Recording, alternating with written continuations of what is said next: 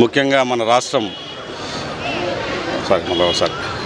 ముఖ్యంగా ఆంధ్ర రాష్ట్రంలో ఈరోజు మధ్యాహ్నం భోజన పథకం చక్కగా ఇంటర్మీడియట్ విద్యార్థుల కోసం ఈరోజు ప్రారంభం జరిగింది. అలాగే మన రాయచూటి పట్టణంలో ఈరోజు మధ్యాహ్న భోజన పథకాన్ని అన్ని స్కూల్స్లో, కాలేజీల్లో నిర్విరామంగా ఈరోజు నుంచి స్టార్ట్ చేయబడుతుంది.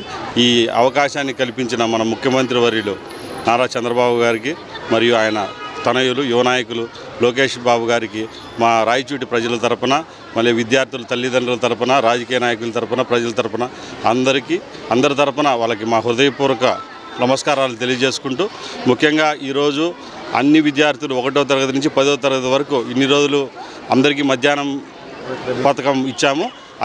అలానే ఇప్పుడు ఇంటర్మీడియట్ విద్యార్థులకు కూడా మధ్యాహ్నం పథకంలో ఈ నాణ్యమైన భోజనం అందజేయడంలో మన రాష్ట్ర ప్రభుత్వం ముందుంటుంది. ఏది తక్కువైనా మన రాష్ట్ర ప్రభుత్వం దీన్ని ముందుండి నడిపించేదానికి మన యువ నాయకులు లోకేష్ గారు విద్యాశాఖలో ఉన్నారు కాబట్టి మన రాష్ట్రంలో ఎక్కడ కొరత లేకుండా ఈ పథకాన్ని దిగ్విజయంగా పూర్తి చేస్తారని కోరుకుంటూ, మాకు ఈ అవకాశాన్ని ఇచ్చిన రాయచూటి ప్రజలకు, పిల్లల తల్లిదండ్రులకు, పిల్లలకు అందరికీ మా హృదయపూర్వక నమస్కారం.